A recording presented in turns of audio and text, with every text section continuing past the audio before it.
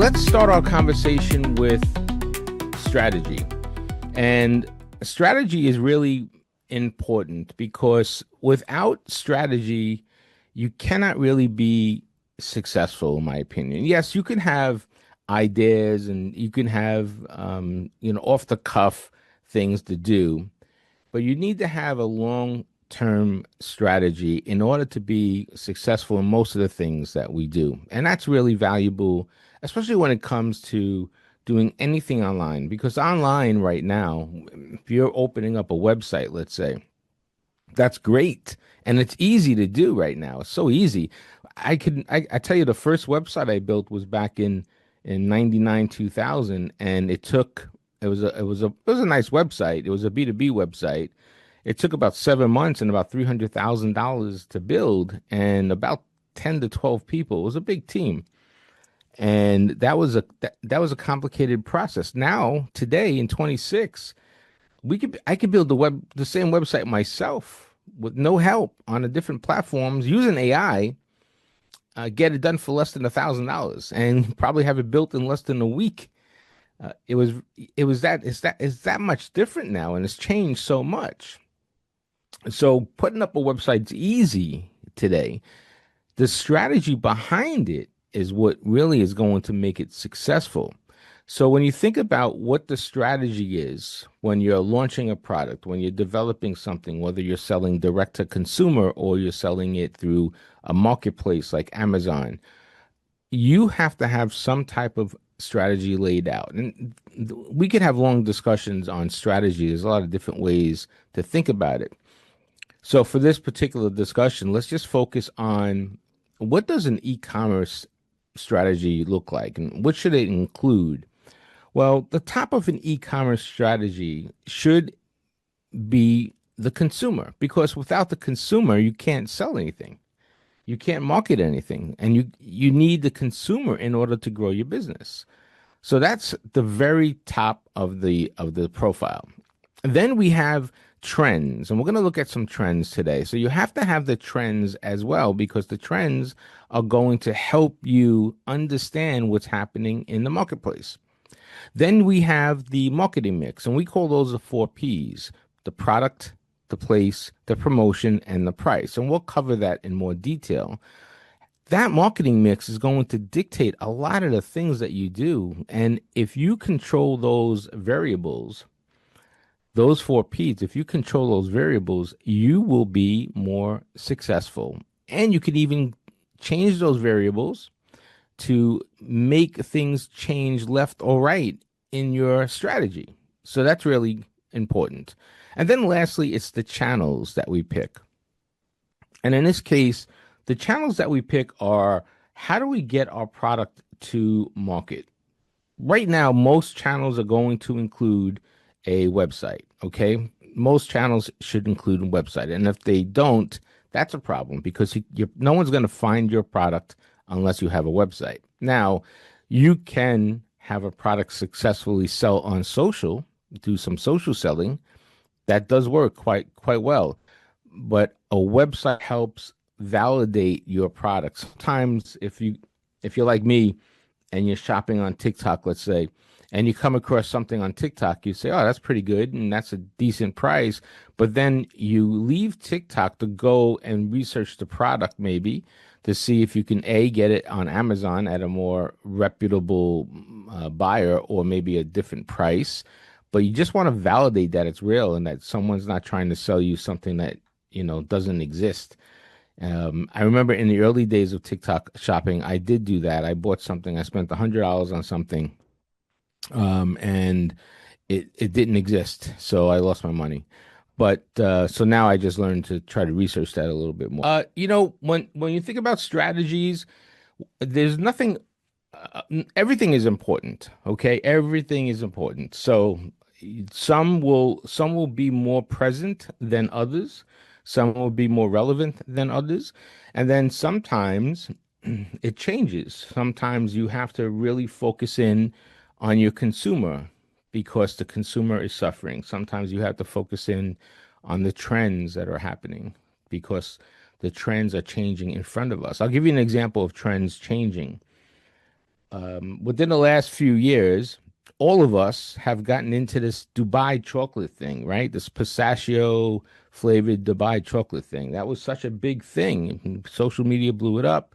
It was all over the place. Now the trend is coming down, right? It's not, you don't see it as much. People are not, it's not, products not selling as much. So the trends will help you dictate some of that. So it's all based on where you are in the process. What I want to talk about is what I call the four stages of marketing, and I broke it down into four stages simply because I think everything we do has to come down to a process. Remember, business is all about the product, the people, and the process. The product, the people, and the process. That's what's going to help you create a successful brand, a successful company.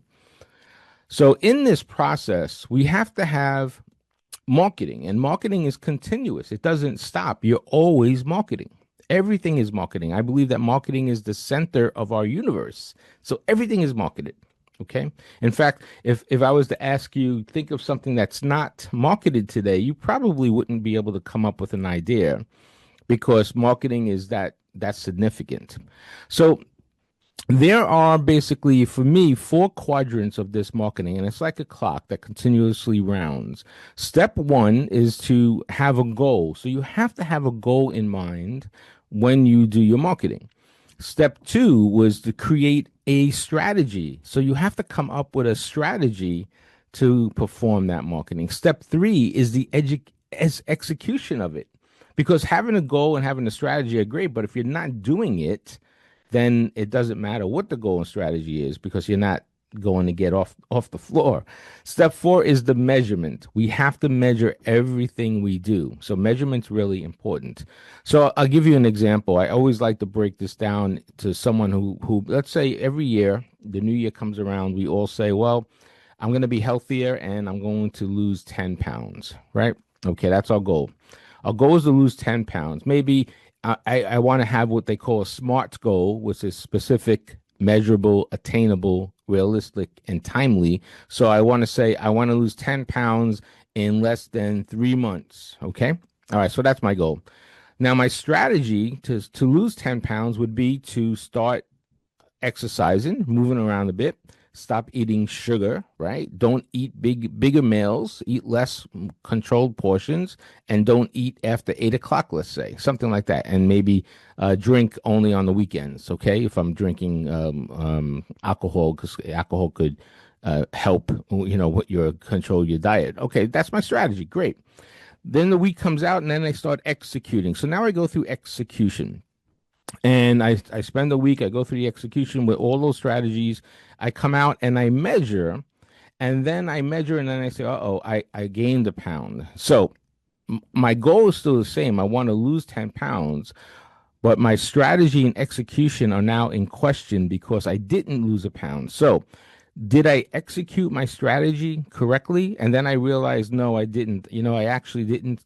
I didn't go out and exercise enough. I didn't eat less. I actually had more sugar. So I got to really dial in my execution now. So I'm going to stick to the strategy. But this week, I'm going to really hold myself to it. So I go through another week.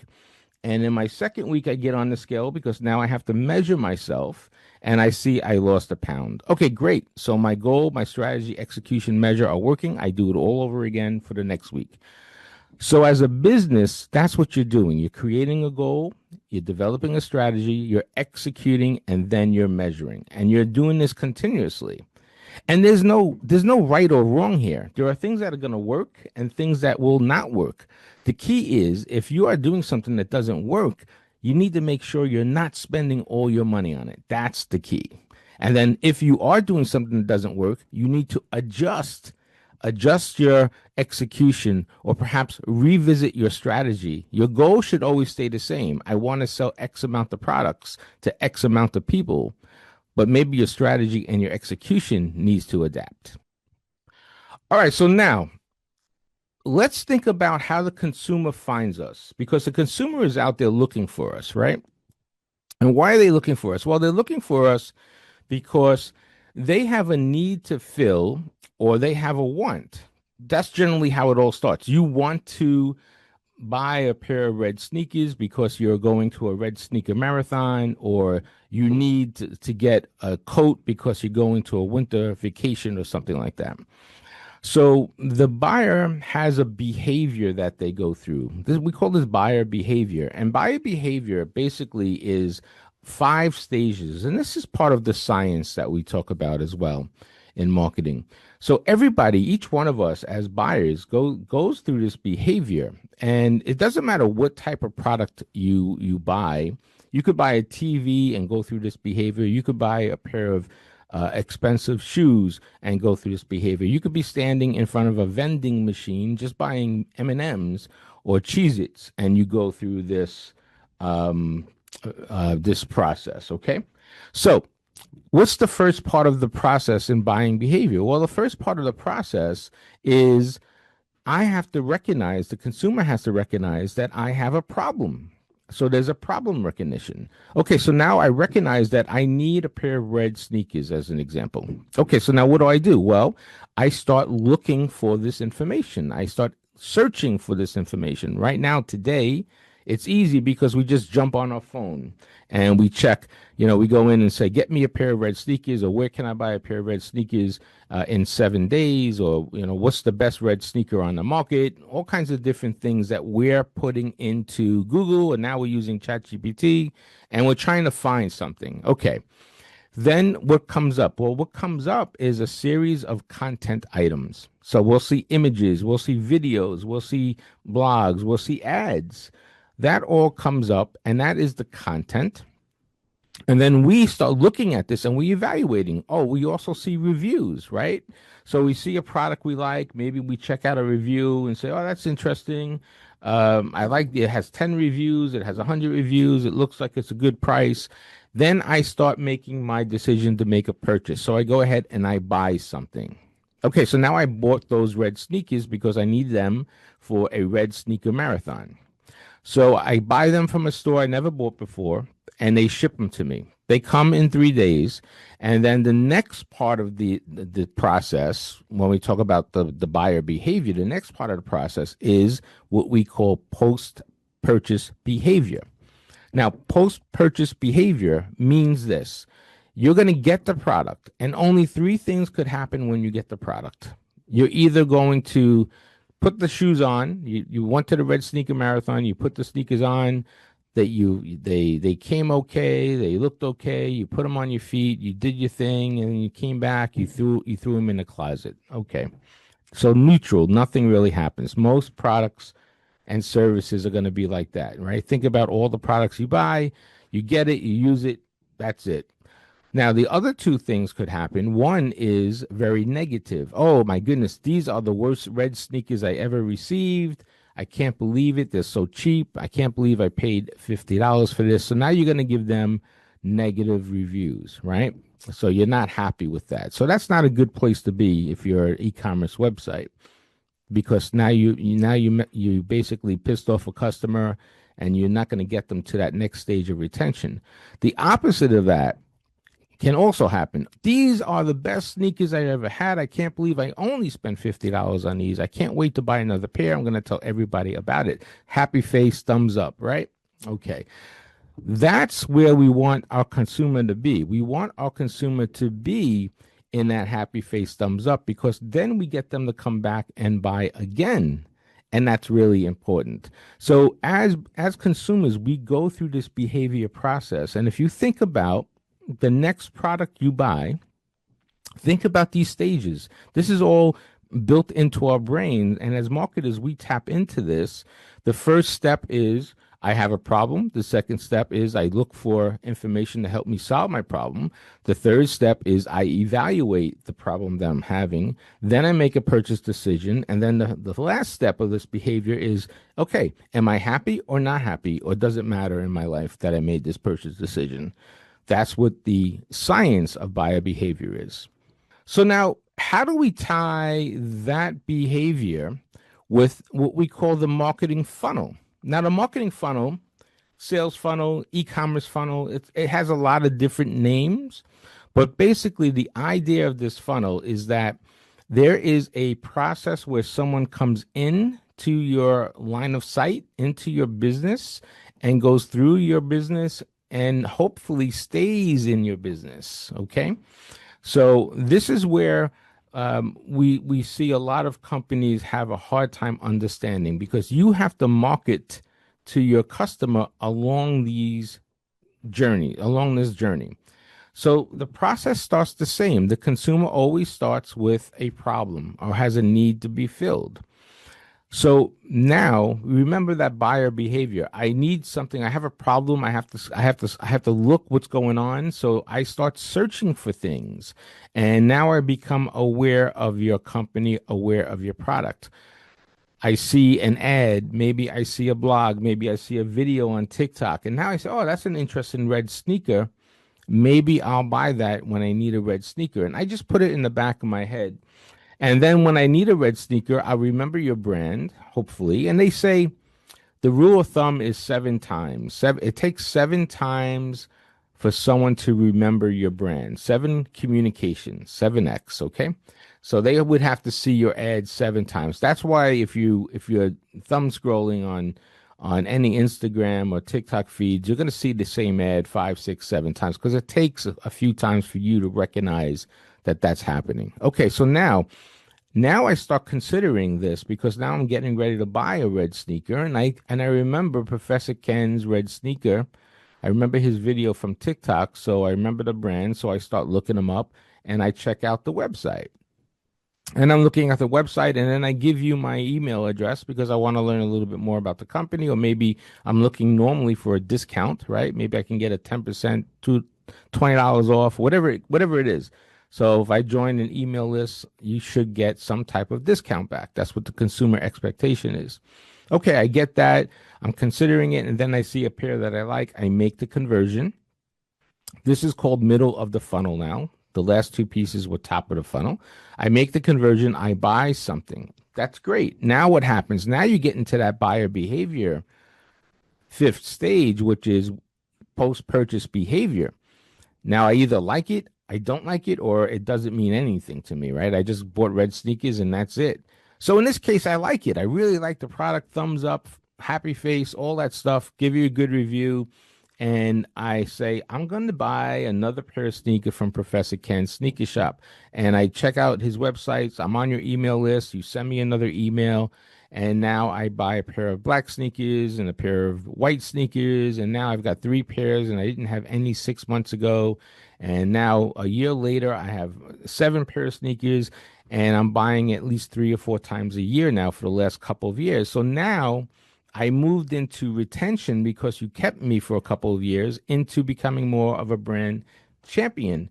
So not only am I buying sneakers from you every single year, 3 or 4 pair a year, but I'm telling my friends how great your sneaker shop is. And why is that important? That's important because now you, as a marketer, can reduce your money in trying to acquire new customers because you have a brand champion out there telling everyone how great you are. And now you're starting to build what they call brand equity. And that's how you build a business. So it all starts with the consumer having a problem and having a need to fill. And it all starts with going through the entire funnel from awareness to consideration to conversion, which is buying the product, to keeping them happy so they can buy again and again and again till they become a brand champion. So now they can market to help you market your brand to everybody in the world. And that is a perfect e-commerce flow if you could pull that off. Okay, so now we sort of tie this all together into that marketing process of goals, strategy, execution, and measurement, an analyst. And we have different steps of that process, but if we start pulling it all together, we know where we can be. So if we look at the buyer behavior, we look at the problem getting started, we have to make sure before the buyer starts looking for things that we have a goal.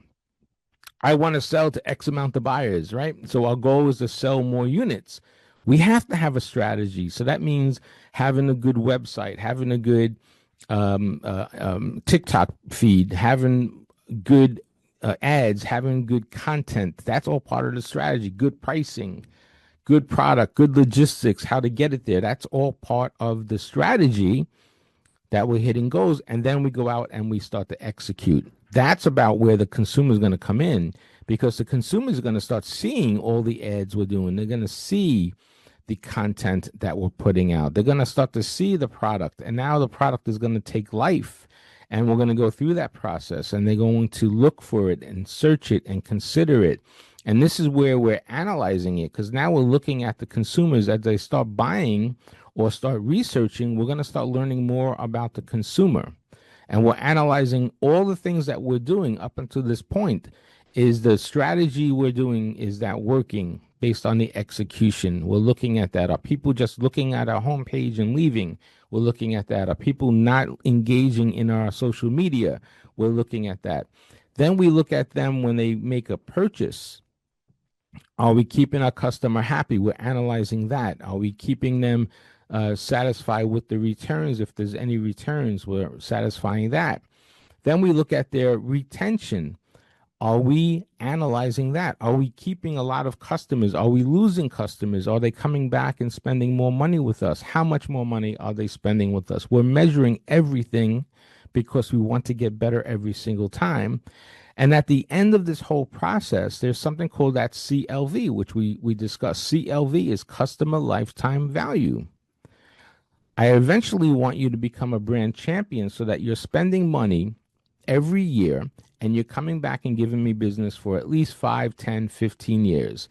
And then I get one of you, but then I get 10 of you, I get 100 of you, 1,000, 1,000,000 of you. And now I have a strong business, and now I have a strong brand. Okay, so let's talk about market research. And market research is a very helpful, useful strategy exercise that you have to do. Everybody has great ideas. A lot of people have great ideas. That doesn't mean your idea will be successful. It doesn't mean your idea will not be successful. You have no idea if that idea is good, right? You don't know until you know, they say. All right, so that means we have to do market research. So what is market research? Well, market research could be a lot of things to a lot of people. It could be very scientific. It could be something where I'm studying the individual. I have 10 people in a room and I'm studying them to see if they like something or don't like something. It could be very unscientific, where I just go into ChatGPT and I ask it, hey, I'm thinking about doing a product for red sneakers. Tell me how many people out there say red sneakers are great. Something simple like that. So it could be simple like that. It could be more advanced and scientific. The idea here is the research that we do is we want to make sure that we're defining the target customer segments. So the customer segments are important because we have to know who we're targeting. If I'm selling red sneakers, who would buy red sneakers? Well, college kids, right, would buy red sneakers. Maybe athletes would buy red sneakers if they're athletic sneakers, that type of thing. Maybe moms would buy red sneakers if I'm making both men and women. Maybe high school kids, right? So you have to think about the customer segments. Who would buy your product and why would they buy that product? Then you have to take a look at your competition. Just because you have a great idea doesn't mean someone else hasn't done it. In fact, in most cases, your great idea is already in the market. Okay, very few ideas are original and new. Some do come along. So that's a different type of goal there. But analyze what's in the marketplace. And again, you could jump on Google and just put in your product, and companies will pop up. You can go on Amazon, put your product in, you'll see companies selling your product. You could now go on to Claude or ChatGPT, put your product in and look at things. But there are tools out there that you can use, and we're going to talk about one, like Google Trends, here in just a moment. But there are tools like Nielsen, which is a subscription you have to buy. SEMrush, there's a free version of SEMrush that you can look at, competitive tools. and Google Trends. And that's going to help you understand some of the things that are out there out in the industry. It's going to help you understand the trends and the consumer needs. That's all part of it. So you do have to do some research first before you spend a lot of money on your content, on your marketing, all of that. You have to do the research. What what chances do you have of success, and what market are you going after? 96% of all products fail. 96%. And that includes Microsoft and Toyota and all the big companies, okay? It includes all of them. So you're no exception. You could fail too, but if you do your research, you'll have a better opportunity of succeeding. And I think that's what's key here. Okay, so part of research includes having consumer insights. What does that mean? Well, that means getting information from the consumer, understanding if the consumer will like your product or not. Just because you have a great product, that doesn't mean the consumers will like the product. So you have to maybe speak to them. You could use surveys. Right now, there's free tools out there to survey customers. You could just ask your general group of people, friends and families, call that a focus group. Get 10 people in the room and talk to them about a product. Interview somebody, have a conversation. Is this a good idea? Is this a good product? Will this work? What do you think? Would you pay $15 for a pair of red sneakers that never go bad? Things like that. And when you're doing these interviews, when you're doing these discussions, when you're having these focus groups, you're looking at pain points. Pain points are things that really bother people. So, if I had a pair of red sneakers that didn't turn pink after 6 months, I would buy them over and over again, and I would buy that pair because the color fades so quickly. Then bright red becomes pink, and that's not a good. That's a pain point for me as a consumer. Okay, so now you got to note that the coloration of your sneakers has to stick. You have to have a good red dye in your sneakers that's not going to change colors. Another pain point maybe is that the laces fray. They're not strong enough laces. If I can have a sneaker that has better laces on my sneaker, that would be good. So now you notice that. You write that down. Then you want to look at desires. What do people really want from a product? If I had a pair of red sneakers that would be adaptable so that I could actually change the laces easily, that'll be cool. This way I could put red laces on and white laces on and change the look of the sneaker. Is there an easier way I can do that? If I could have a pair of red sneakers where I could write my name on the side in black marker, something like that. It all depends on that product, of course. But now you're listening to the consumer and you're getting insights on how to make a better product. One good way to do this, and if you're launching a product online, I can tell you a great way to see if the product you're making is going to be good or not. Go on to Amazon, punch in your product, and see what the reviews are saying. If you are making a pair of red sneakers, I'm sure someone's selling something like it on Amazon. Go onto Amazon, punch in red sneakers, and look at all the different products and look at all their reviews. And you're going to read the reviews of the customers. And in those reviews, it's going to tell you exactly what they like and what they don't like.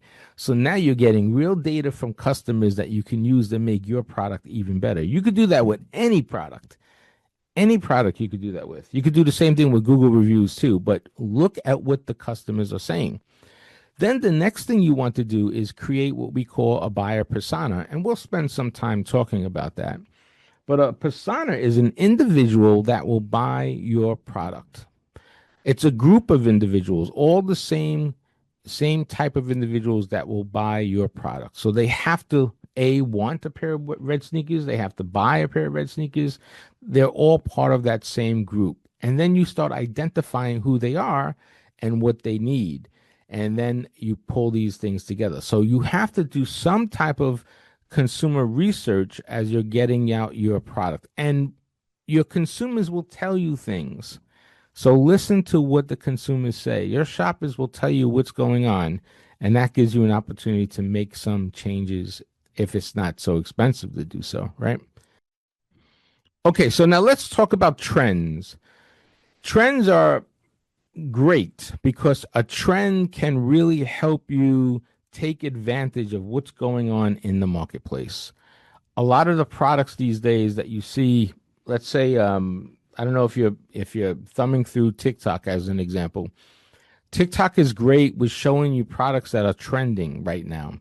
And what does that mean? Well, that means that that product is going to be around, but it's going to be gone. Not the product, but the need for the product or the hotness of the product. And I just briefly brought up the Dubai chocolate thing with the pistachio, how quickly of a trend that came on and everybody was into it, and it seemed like every company had a Dubai chocolate product, Starbucks and Dunkin' Donuts and McDonald's. Everybody who had any type of food product had a Dubai chocolate something or other, right? You couldn't get away from it. Now it's starting to die down a little bit. Well, that is a trend. That's something that's really popular, and it's obviously hip. It's happening now at a certain point in time. Now, if you're a company, you can't build your business on trends because you can't have long-term sustainability. If you build a business on trends, then that's fine. But what you have to do then is always look at the next trend and stay on top of things. So there are some companies out there that do that. They find the first trend, then the second trend, and the third trend, and they ride that wave. They ride that trend for 3 or 5 years, and then they move on to something else. There's nothing wrong with that. There are $1 million products like that. So how do we know what's going to happen? What are the trends that are happening in the marketplace? What does that look like? Well, there are a couple tools out there. There's a wonderful free tool which we're going out in, and that's the Google Trends. So I'm going to show you how to use Google Trends, and this is going to allow you to see topics, people that are happening and that are or aren't searching almost in real time, and it's a free tool that you can use. So let's understand a couple of things before we get into looking at Google. Understand that there are different searches over time. So sometimes a search trend happens over a period of 3 years. Sometimes it happens a period of 6 months. So you have to understand the trend within your industry and your product. This is going to help you understand it and create a strategy to take advantage of the search trends. So there are different trends, generally speaking. There's an industry trend, something that's happening just in the industry. There's a consumer trend, something that's happening for the consumers. There's a competitor trend, something that's happening with the competition. There's economic trends, things that are happening in the economy. And there's legal trends, things that are happening in the legal world, okay?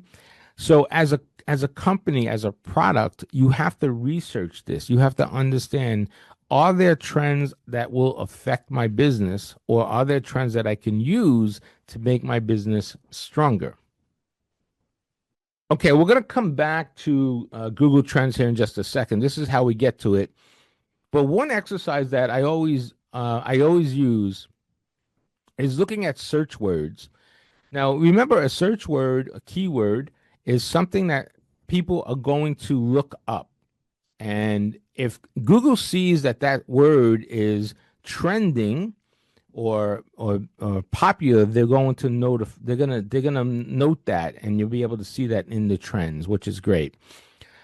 But you shouldn't just take one period of time and say, "Oh, this trend is great, let me do it." You should look at certain periods of trending time. So in this case, I would look at 3 months, I would look at 1 year, I would look at 5 years, and you would see the trend that's happening based on that. Because you want to get a big view of what's happening in the marketplace, not just small information. Because if you make decisions on small information, you could be in trouble. I'll give you an example of a company that you can research. Peloton. We all know Peloton. They were the exercise bike company. Well, they made their business was tremendous during COVID, which makes sense, right? You couldn't go out. People ordered bikes, people did exercises, all that stuff. Well, they made a lot of decisions based on that period of time that sort of, once we got out of COVID, started to hurt them because they made capital investment. They built a new facility. They changed their bikes and equipment. Now they had a problem with some equipment too, so that didn't help. But they started making decisions on trends that were not going to be long lasting. And then that became a very difficult position for them. Okay, now let's talk about strategy in channels. So we talked about overall strategy, but now when we say channel strategy, what does that mean? Well, right now we are blessed because we're in what we call an omni-channel environment. What does that mean? That means that if a consumer wanted a product, they can buy it online. If a consumer wanted a product, they can go into a store. If a consumer wanted to learn about a product and buy a product, they can look at it online and go into the store to buy it. If a consumer wanted to do it the other way, they can be in the store, check out the product, and go and buy it online. Or now they can buy it online and go pick it up at the store, right? So you see, we as consumers have the power to make that purchase decision just about anywhere we want, anytime we want, anyhow we want. So, us as a brand, as a marketer, we have to decide, do we do online versus retail? Do we do direct to consumer or go through retail? Do we do wholesale and do we pick distribution partners? So, all these have different decisions that we have to make, and all these decisions are based on our strategy, how we decide to go to market. Now, if you have a product that you want to sell, go direct to consumer. In fact, most brands are direct to consumer now. So they don't have a wholesaler, they don't have a middleman, and they're selling it directly to the consumer. They have their own website, and maybe they have a marketplace, or they're on Amazon or Walmart or something like that. So now that consumer can go online and buy it. They can't go into a store yet because they haven't chosen a store as a channel of distribution. But maybe you start selling a lot and Walmart recognizes you as a product and say, "Hey, Professor Ken, I love to take in your vitamin energy water that helps people understand marketing. I like to You're doing such a great job online. We like to take you into our store." And I say, "Okay," I make a deal with them, figure out what the pricing is, and now they have it in their store. So now I have my product not only in the store, but now I have it online. And then maybe the product grows even more. And there's a distributor or a wholesaler out in California that says to me, "Professor Ken, I like your water. You're in Walmart, but there's so many other retailers you can sell it to. I'm a wholesaler. I can sell it to all these different people. Why don't you give me the product that I can distribute that?" And I hand it to them. So now I'm in all these channels. I have a wholesale distribution channel. I have a direct to consumer model, which I'm doing myself. I have a 3P, a marketplace model, which I'm selling on Amazon and Walmart. And I'm also in retail. So now the customer has that omni channel approach. They can buy me anywhere, anytime they want. We have to think about that strategy because each one of these takes resources, people, places, right? Money, all that stuff. It takes resources. So you have to make a strategic decision. You could have a multi-million-dollar company and just do it online. Just do it on social selling. So you don't necessarily have to do all these channels. You could just stick to one channel and be very successful today. That's what's incredible about the environment that we live in right now.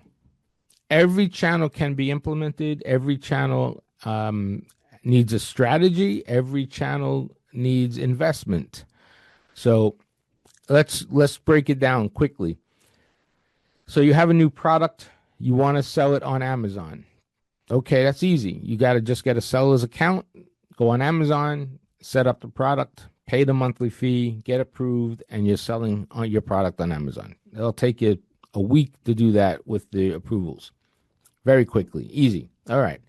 Now you're selling good on Amazon, but then you realize you need a website because people are looking you up, or maybe they need to learn more about you. So you put a website out there, and now you have a website. You use maybe Shopify or Wix, And now you're selling on your website and you're selling on Amazon. It's two different prices because you don't want to, upset the Amazon sales and you don't want to upset the people that are buying on your website. Maybe you make the product a little different if you're selling it direct to the consumer from your website. So now you have two channels. And then things are going well, and you say, well, why can't I also be on Walmart.com? Well, then you start selling on Walmart.com. So now you have another marketplace channel. And then your product gets on Walmart.com, and then it starts selling well. And then maybe you're in the store one day and you realize that you could sell your product on Walmart. So you go and make a presentation to Walmart and you show them that it's doing well on Walmart.com, and then they take you into the store, and now you're in the store. And that's another channel that you decide. So then after that, you will decide, well, I'm doing well in Walmart, but I have all these other little stores throughout the country. How do I get a hold of them? Then you contact a wholesaler and a distributor, and then they take that product and they put it into all the other stores. So now you're everywhere. Each one of them needs a strategy. Each one of them needs an investment. Each one of them needs price evaluation. Each one of them needs a marketing plan. So every channel is going to be different, and that's how you do it. One by one, not all at the same time, one by one strategically, and when you can afford to do it. Let's talk about one other thing in channel strategy. We have to know our customer. So we have to be where our customer is at. We have to know what they want, how they act, and why they need it. Because that's going to help us dictate the price. So by looking at the cost of our product, we're going to know which channels will be more profitable by our price. Sometimes we have a product and we just can't do all the channels because we don't have a strong enough price to be successful.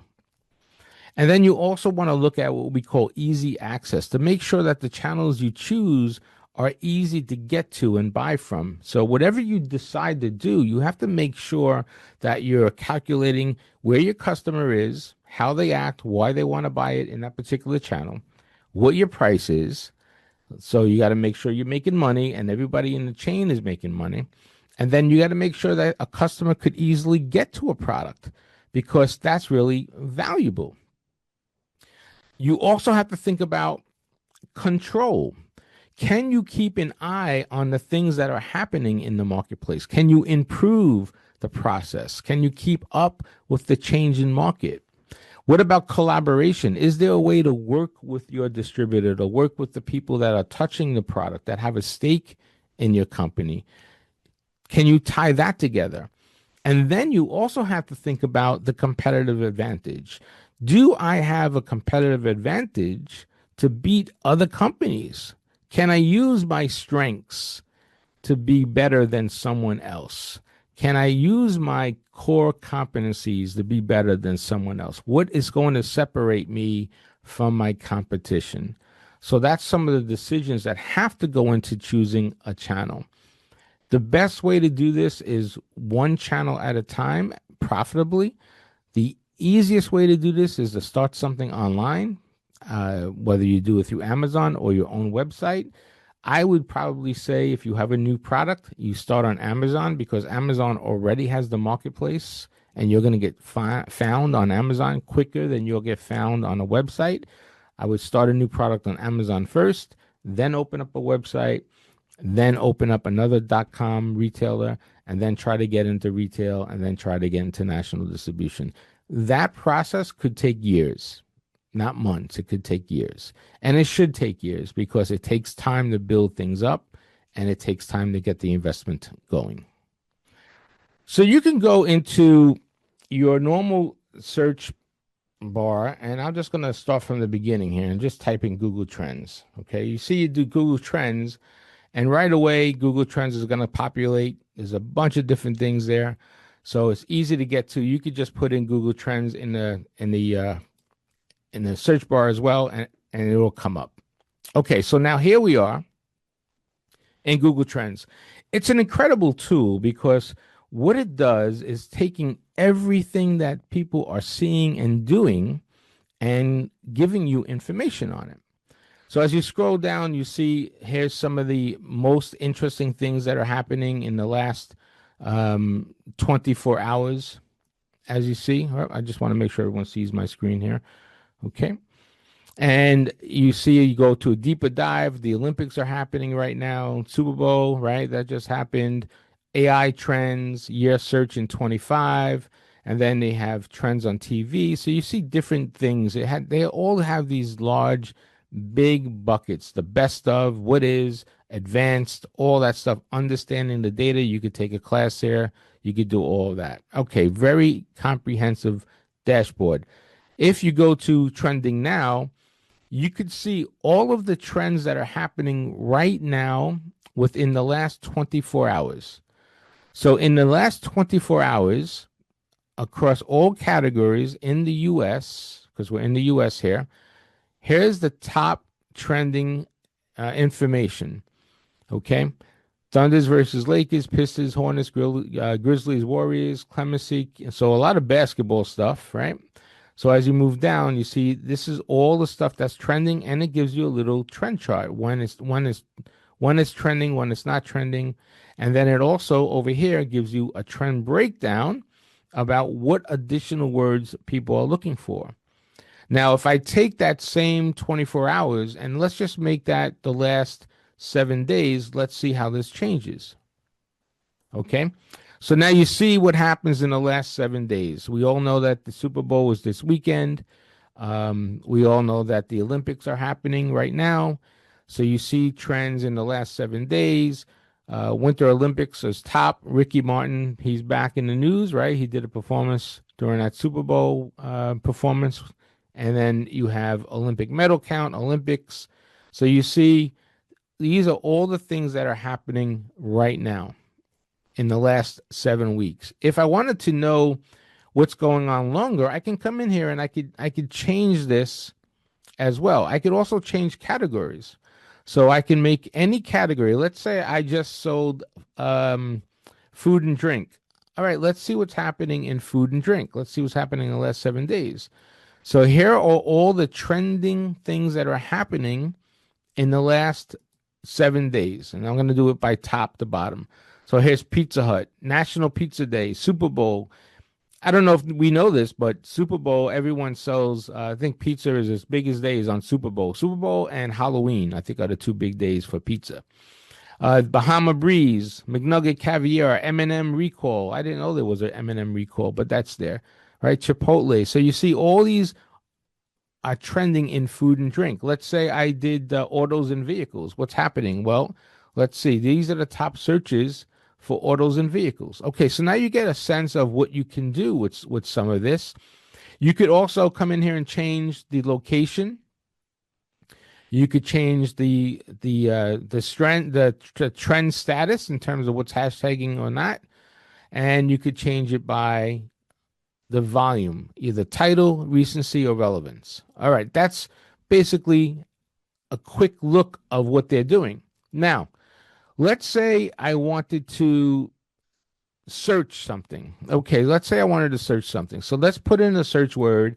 Let's do, let me show you something that's interesting here. I'm going to put in the word hand sanitizer, okay? And the reason why I want to do this is I want to show you how this works. Okay, hand sanitizer. So let's search for that term. So this is 1 year in the U.S. hand sanitizer. You see it starting um, from back of February of 25 to where we are right now, February 26. Okay. This is not telling us how many people searching it. This is index. So out of all the people, the highest it ever been back here in August, which was summer of 25, it was a 97. That means an index at 97. It means a lot of people were searching for hand sanitizer back then in 25, okay? August of 25. They also looked at it in December of 25. I guess because people are in the summer, people are out, and in the winter, people are getting together for holidays. Okay, so they're looking up hand sanitizer. Now, Also, you have web search, image search, news search, Google shopping, and YouTube shopping. You could itemize that as well. So now if I had a new product and it was a hand sanitizer product, I want to see what's going on.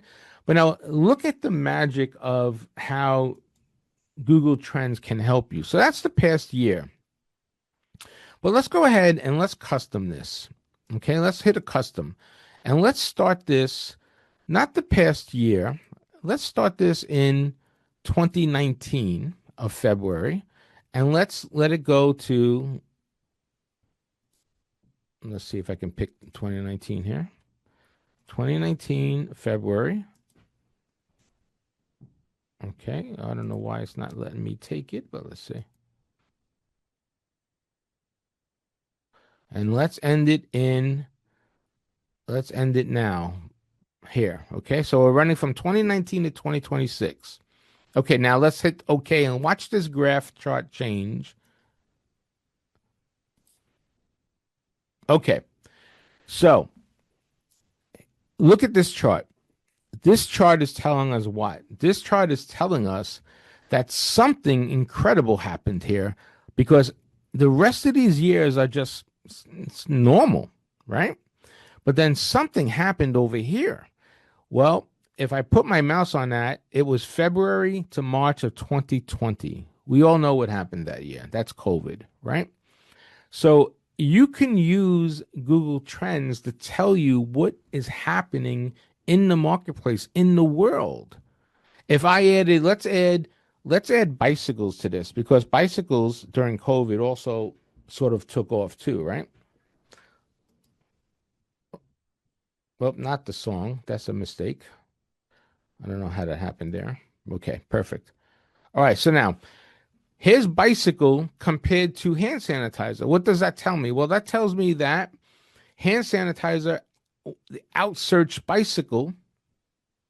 But now if I scroll down, I see all the words that were tied to hand sanitizer, all the keywords that are tied to hand sanitizer, and all the queries, all the questions that were tied to hand sanitizer there. Okay, very good information. Now let's get rid of hand sanitizer and let's just take a look at bicycle itself. And you see bicycle has some peaks as well. And then I can see all the words tied to bicycle there.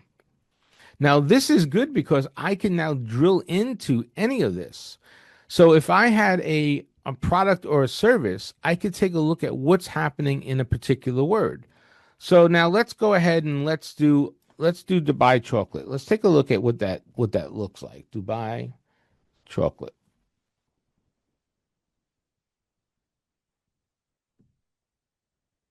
Okay, let's look at that as a search term. Oh, did I spell it right? Let me make sure I got that spelling right. Okay, yeah. All right, so look at Dubai chocolate. So it didn't exist, right? And then all of a sudden it peaked back here in April 25, and now it's coming down. So let's take a look at just the 25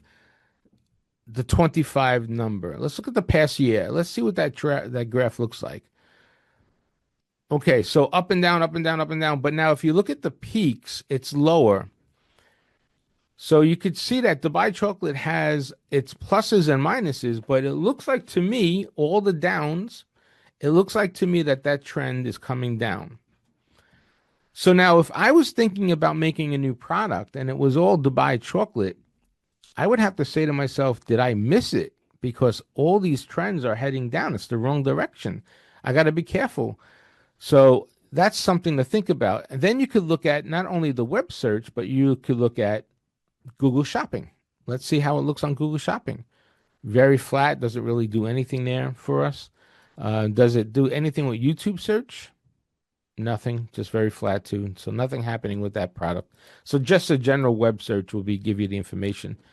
Now, you could see what's happening for everything you're thinking about. You could see what's happening, and that's really what's valuable here. As you look at this, you have to use this tool to understand what's happening in your marketplace. And by doing this, you could break it down. And you see it's by location. I can come in here and I could break down the US, and I can even break it down even further and go into states if I wanted to, if I was selling in a specific state. So that's really what's valuable here when you think about Google Trends and how I would use this. The idea is to understand what's happening in the marketplace, do some research, and then tie it into what Google is seeing, because Google is going to tell you whether or not people are searching for it. And if people are searching for it, that means that people may want it. So that's really, really important.